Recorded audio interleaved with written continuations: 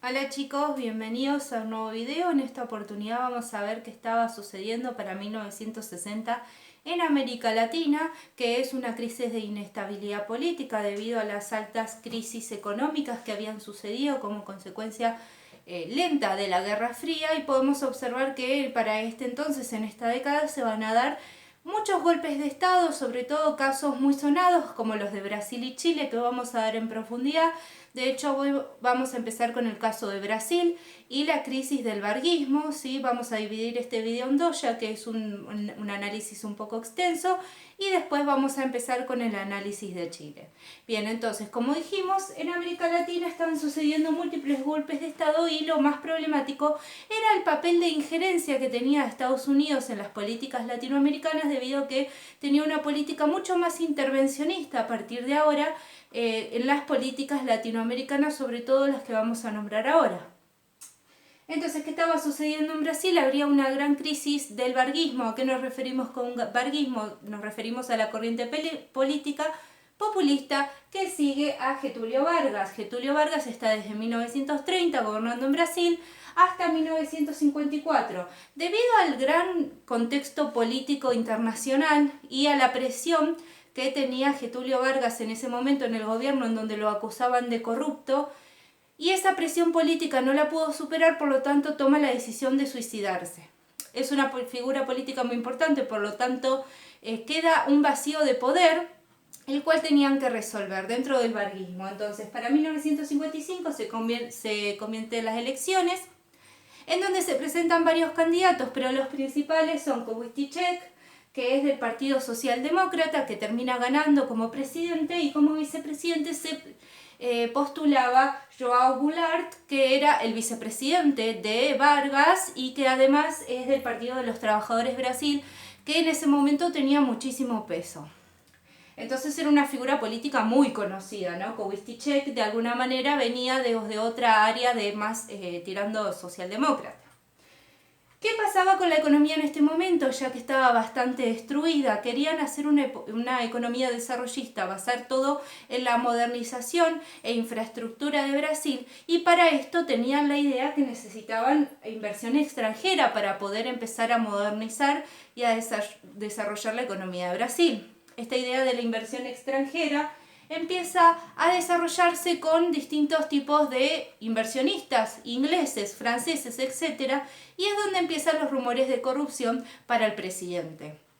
Estos rumores acrecientan muchísimo y la prensa les da mucho foco en lo que es la prensa nacional de Brasil, y sobre todo el Partido de los Trabajadores, que era el del vicepresidente.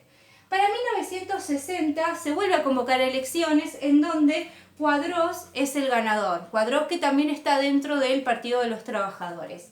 Quadros era de un tinte muchísimo más conservador, una política conservadora, un poco más cerrada, que la política internacional era muy distinta a lo que se venía manejando, y acá es donde vamos a ver el conflicto. ¿Por qué? Había, dentro de esta política conservadora que Quadros empieza a realizar, no conformaba a nadie, ni a los campesinos, ni a los trabajadores, ni a los dueños de los medios de producción, ni siquiera a Estados Unidos en las políticas intervencionistas que tenía en Latinoamérica, debido a que se lo veía muy cerca con Cuba. Es más, ha tenido encuentros con el Che Guevara, Quadros. Entonces, cuando Estados Unidos descubre que hay como una cierta afinidad de Quadros para con Cuba, empiezan los problemas de representación. Y obviamente los problemas políticos internos, ya que era un conservador, pero las medidas no llegaban, la economía no se desarrollaba. Finalmente Quadros, por esta presión política que sentía, termina renunciando y asume Goulart. Goulart era su vicepresidente, porque por orden constitucional, cuando renuncia el presidente, asume el vicepresidente. Y Goulart era el vicepresidente de Quadros, el que ya veíamos como vicepresidente también de Kubitschek. Entonces, asume Goulart y empieza con una oleada revolucionaria económica de parte del Partido de los Trabajadores, que era una gran reforma agraria. Los campesinos empezaron a hacer muchísima presión, la gente que trabajaba en el campo quería empezar a tomar las tierras a la fuerza, por eso iban a hacer una reforma agraria y la nacionalización del petróleo, que esto fue un punto de partida de presión para Estados Unidos. Obviamente algo que no le gustó ni le benefició a Estados Unidos, que estaba muy intervencionista. Las ideas tan liberales y populistas de Goulart, de alguna manera empezaron a hacer mucho peso internacional. Y las grandes élites fueron las que empezaron a tomar acción dentro de Brasil y empezar a conjugarse con los militares, que como son más conservadores y más, de alguna manera estaban más de acuerdo con alinearse a las políticas estadounidenses, empezó el descontento social, las marchas, las huelgas y toda esta tensión social se traducía en golpe de Estado.